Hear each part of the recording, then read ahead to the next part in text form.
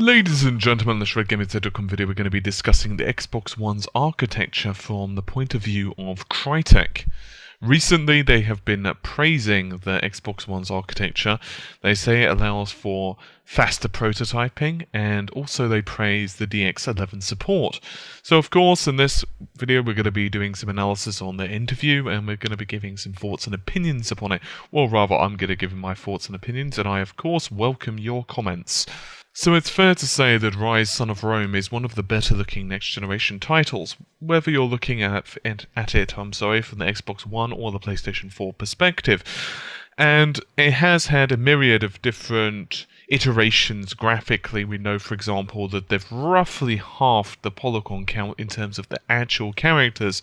But what Crytek have done to counter that is they've changed the level of detail a lot. In other words, they've removed the LOD from the backgrounds. They've massively increased the shader count as well, so the shaders look a hell of a lot better in the game, improved textures, lighting, and so on. And so it could be very much argued that the game is actually probably putting about as much work onto the GPU and the CPU as it always was.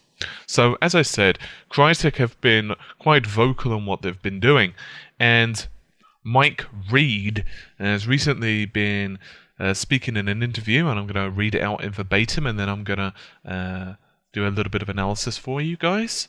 Anyway, the massive leap in hardware is the most obvious thing that has helped us bring things to life with the visual fidelity never seen before on a console platform. One of the big advantages over previous console generations, is the graphical capability. Disregarding any speed improvements to the modern architecture of the system, and the DX11 support means we can now do on console what we could only do on PC. Another advantage is having effectively a PC architecture for the CPU side of things. This allows threading models and optimizations that have been done on PC to be used, allowing faster prototyping of any of the more ambitious optimizations we have put in place.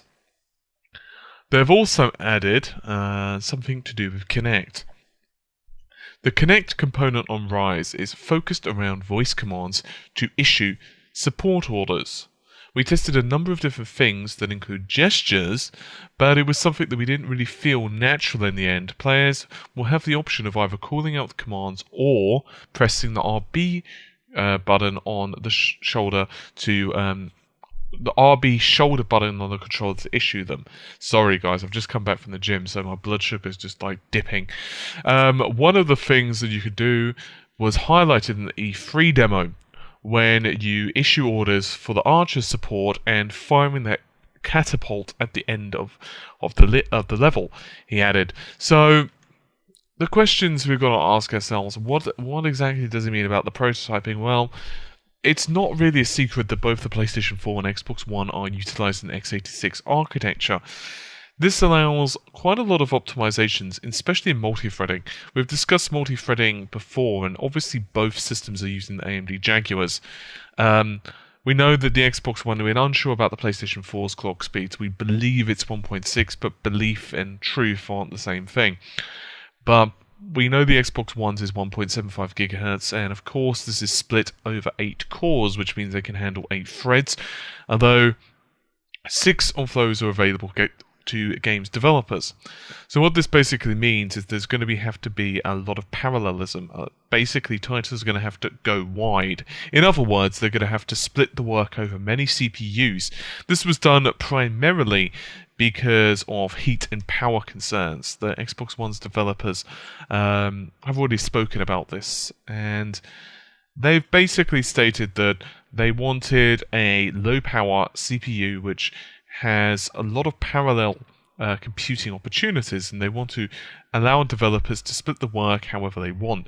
The problem with this is most games developers don't really have that much, let's go with experience at the moment.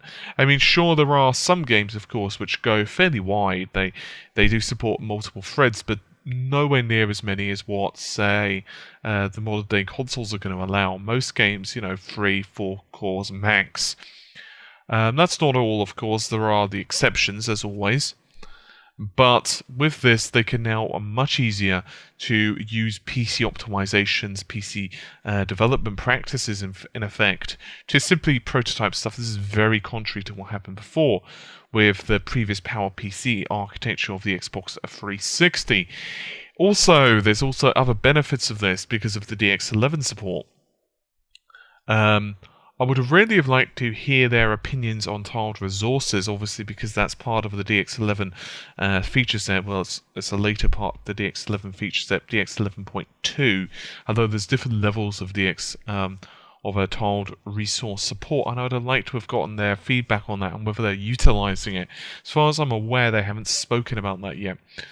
But anyway, this has been something that has been pretty consistent. Pretty consistently spoken about from many games developers. They've stated numerous times that one of the things that has really tickled the fancy, if you will, of next generation developers isn't necessarily the boost in performance, which of course is nice. Let's even disregard the GPU side and the CPU side for a moment. The actual memory, and we're not even talking about speed here, we're just talking about the quantity just for a moment, means that it's a hell of a lot better. For example, the Xbox 360, the developers of Bastion said that the memory, just the lack of memory meant that they had huge difficulty getting the title running at 720p. And Bastion is not exactly, Battlefield 4, and that just gives you an idea of how memory restricted the last generation is. Now we are in a much freer environment. Obviously that'll change over time, as you'd expect, but in my personal opinion, last generation, I don't think, and I've been fairly vocal on this, but I don't think that either Sony or Microsoft added in enough system RAM. I think that they should have possibly added in 768 or 1 gig, but obviously you can't just say, well, you know what, I'd like X, because then you've got prohibiting factors such as cost and sometimes, obviously, or even things such as manufacturing quantity.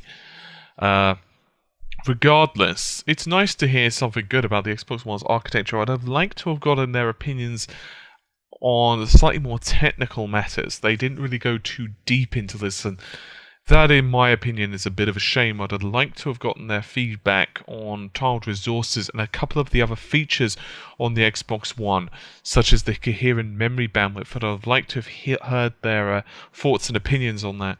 Obviously, some people would cry foul no matter what they said, because, they're working on exclusive games, so their tongues can't be complete and utterly loose, which is the same, by the way, for the PlayStation 4 developers who are working on exclusives, and that's, fine and dandy.